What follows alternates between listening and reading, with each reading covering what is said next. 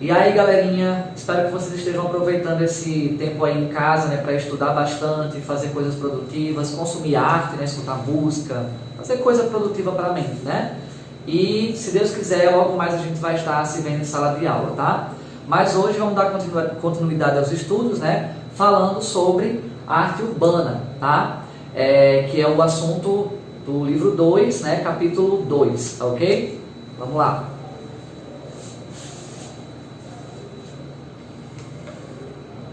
Fiz aqui um apanhado, né, desde os primórdios para a gente dar uma iniciada nesse assunto, para mostrar que desde a pré-história o homem já grafitava, né? O homem já usava as paredes aí como forma de se expressar artisticamente, tá? No caso aqui, como eu trouxe para vocês, uma imagem do sítio arqueológico do Xique-Xique, no Seridó aqui do Rio Grande do Norte, né?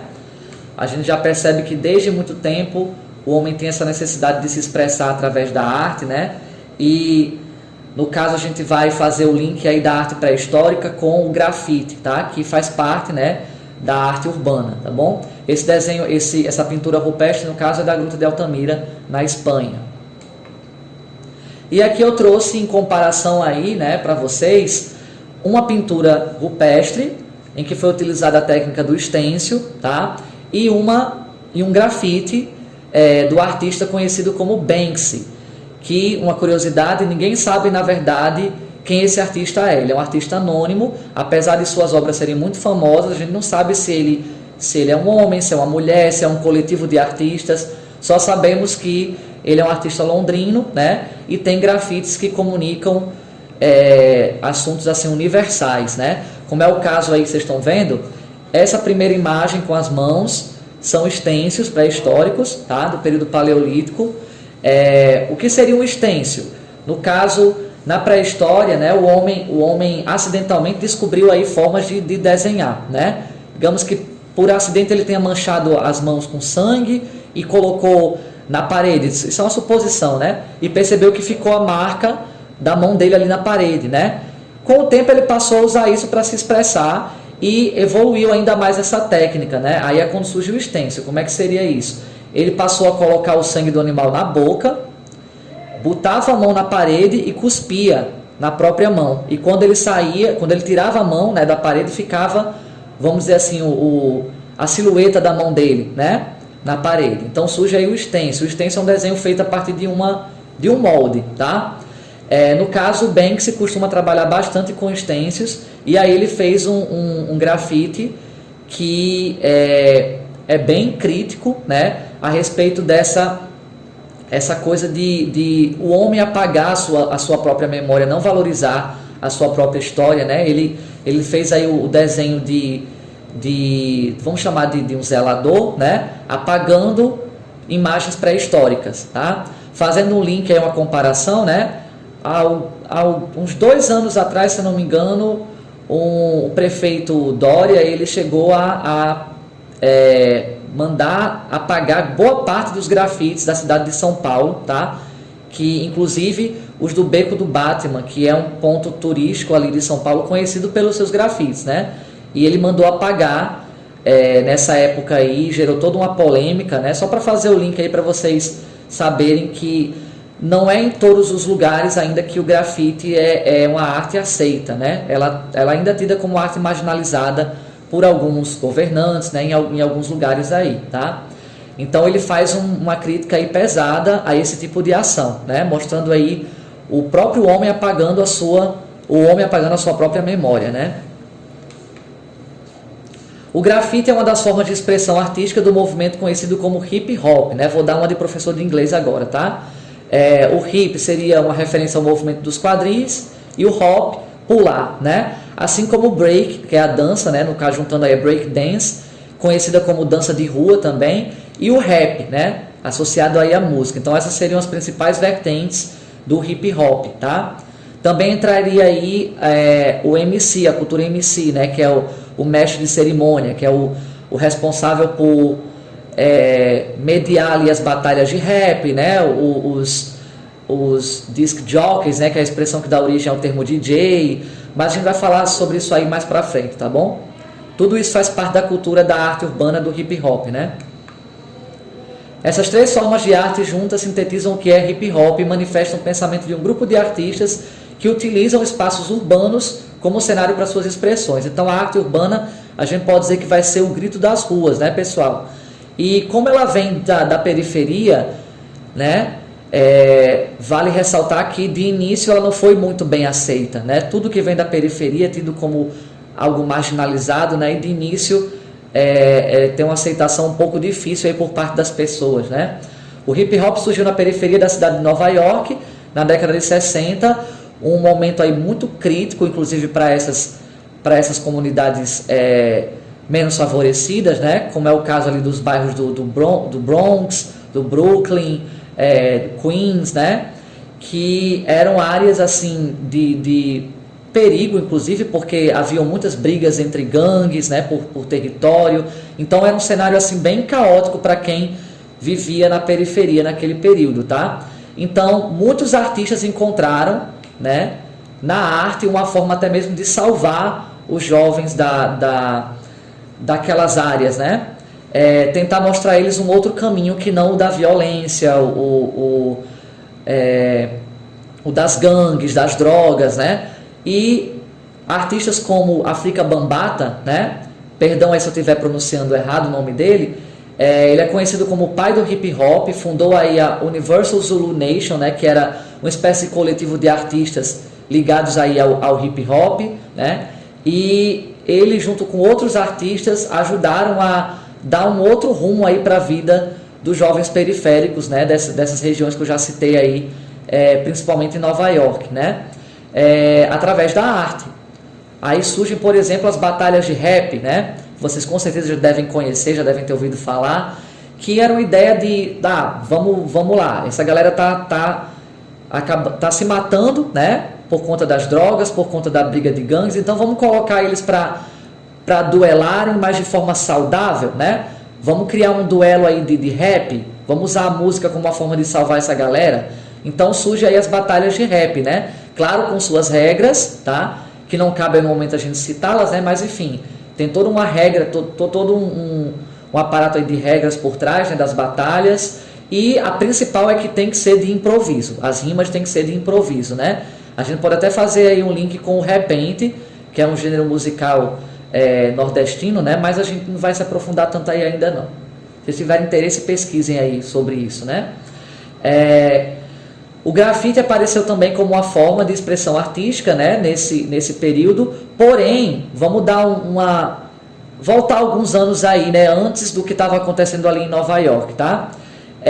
Muitas pessoas apontam o surgimento aí do grafite nos anos 60 na França, em protestos que estavam acontecendo aí contra o governo daquela época, né? Os jovens, os estudantes franceses passaram a pichar até lugares assim, como é o caso da Biblioteca da França, né?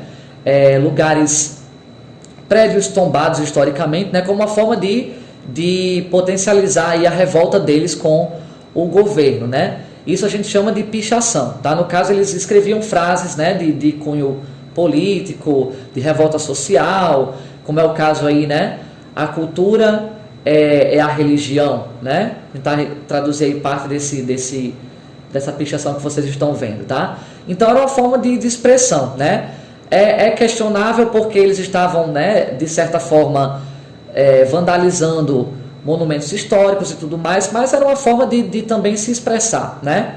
A gente tem que colocar aqui. Então, associam a origem do grafite a esse período aí conturbado na França, né? Foi nesse contexto que a pichação surgiu como uma maneira de protesto. Os estudantes e manifestantes escreviam frases nos muros da cidade, protestando contra o governo da época, como eu já falei, né? Aí sim o livro de vocês começa a citar artistas bem interessantes, representantes aí do grafite, como é o caso do Basquiat, né? Que inclusive um jovem descoberto, adotado na época por um outro grande artista, no caso da pop art. Não sei se vocês já ouviram falar do Andy Warhol, né? Se não ouviram, vão ouvir falar ainda nas minhas aulas, tá? O Basquiat foi meio que protegido aí do Andy Warhol, né? Porque ele se encantou pelas obras desse artista que veio da periferia, né? Nova-iorquina, e com expressividade aí tamanha, única, né? Como vocês podem ver aí nas imagens. Apesar dele não não ter se destacado tanto no grafite propriamente, né, nas paredes, nos muros, enfim, ele foi um grande pintor e com muita influência da estética do grafite. Então, por isso que ele está sendo citado aí, né? Ele não assinava com o próprio nome, ele usava o que a gente chama de tag, tá? No caso, os artistas do grafite, alguns usam as tags para como se fosse um pseudônimo, né? Um nome artístico. No caso, o do Basquiat era Samo, tá? Ele ficou conhecido aí, assinava nas suas obras como Samo, né? E ele falava de temas assim questionadores, né, e ousados para aquela época, tá? Como, por exemplo, a vida na periferia e muitos temas associados à própria questão da arte urbana do hip hop, né? Outro artista que eu achei interessante citar é o Don White, né? E com ele a gente pode falar também sobre como os artistas, os grafiteiros também batalhavam, tá? No caso, através dos metrôs e dos trens. Mas como assim, professor? Assim como os rappers, eles também tinham o seu tipo de batalha, né? Só que os grafiteiros utilizavam os metrôs e os trens para isso. No caso, vamos citar aqui como exemplo Dondi, né? Ele ia lá na calada da noite, como o grafite era uma arte marginalizada, né? Tinha que ser feito de forma clandestina, escondida. Então ele grafitava os metrôs, né? Os trens, sabendo que eles iam passar por todo o bairro, né? Toda a cidade, aliás, e divulgando o trabalho dos caras. Era uma forma até bem eficiente de divulgar o trabalho deles, né? Só que o que acontecia? Chegava ali outro artista da área e grafitava por cima do grafite do outro artista, né? Como uma forma de enfrentá-lo, de chamar ele para briga, né? Então eles ficavam anonimamente disputando dessa forma aí, né? Grafitando um por cima da arte do outro, né? E mostrando a sua arte para a cidade toda através dos trens, né? Dando continuidade, o livro também vai citar o Keith Haring, que eu achei bem interessante ele falar desse artista, que teve uma fase bem ativista aí do seu trabalho, inclusive falando sobre um tema bastante polêmico para a época que ele viveu, né, que foi a questão do HIV, tá? Então ele falou aí através dos seus grafites, sobre como era importante as pessoas se informarem sobre esse vírus que estava tendo uma pandemia aí na época, né, por volta dos anos 80, e ele usou os grafites dele para falar desse assunto aí, tá bom? Para conscientizar as pessoas de que, inclusive, né, o preconceito podia ser uma forma de matar até mais rápido, né? Como fala aí esse grafite dele, né? Ignorance equals fear, né? Não sei se eu estou pronunciando correto. Ignorância é igual ao medo, né? Silence equals death. Silêncio é igual à morte, né? Lute contra a AIDS, haja, né? Isso faça alguma coisa, se informe e lute contra essa doença aí horrível, né? Então, só esclarecendo, ele contraiu a doença também, ele chegou a falecer disso. Então, por isso ele teve uma fase bem ativista aí do trabalho dele a respeito do HIV, tá? É bem característico dele essas criaturas aparentemente dançantes, né, e coloridas, tá? É uma assinatura aí dele, uma característica bem original aí do Keith Haring. Isso aí, no caso, uma pintura feita no metrô, tá? Em Nova York. Outro mural aí do Keith. Percebe que ele gostava de usar de forma bem diversa, né, as cores. E claro, só para finalizar aí, né, a gente não pode falar de grafite sem citar esse artista aí, o Banksy. Eu citei no início do slide, mas vamos aprofundar só um pouquinho mais sobre o trabalho dele, né? Um artista inglês que chama a atenção do mundo todo por meio de seus grafites, que são carregados de crítica social e política. Essa questão é universal, né, que torna o grafite dele tão popular mundialmente, né? Vocês devem conhecer ele pela série deixa eu mostrar aqui, adiantar um pouquinho, A Garota com o Balão. É o grafite mais famoso desse artista aí, tá ok? De 2002 no caso. Ele também faz algumas intervenções urbanas bem interessantes, como por exemplo, essa releitura aí da Moça com Brinco de Pérola, né, do artista Johannes Vermeer, um artista associado aí ao barroco. Acho que vocês não ouviram falar disso ainda, mas a gente vai se aprofundar depois. Então ele achou interessante usar essa acho que é uma caixa de energia, né, alguma coisa assim, para um registro, né, para representar o brinco de pérola da moça com brinco de pérola, né, do quadro original. Então fez essa releitura aí em grafite. Bem pesada nessa imagem aí, reflete um pouco sobre as relações contemporâneas, né? Essa coisa aí das pessoas estarem mais preocupadas com o seu status aí no Instagram, a sua imagem no mundo virtual, do que entrar em contato verdadeiro, né? De afeto, né? Humano com as pessoas, essa coisa do contato mesmo humano, né? Esse grafite também pode falar um pouco sobre isso, né? Se a gente tiver uma criança muito incomodada com o fato de não ter nenhum like, nenhum seguidor, né? Enfim, então a gente está meio que caminhando para uma sociedade que tá dando mais importância a essa realidade, essa vida fake, né, da internet, e menos importância à vida real, né? Então vamos refletir aí um pouquinho sobre isso, tá?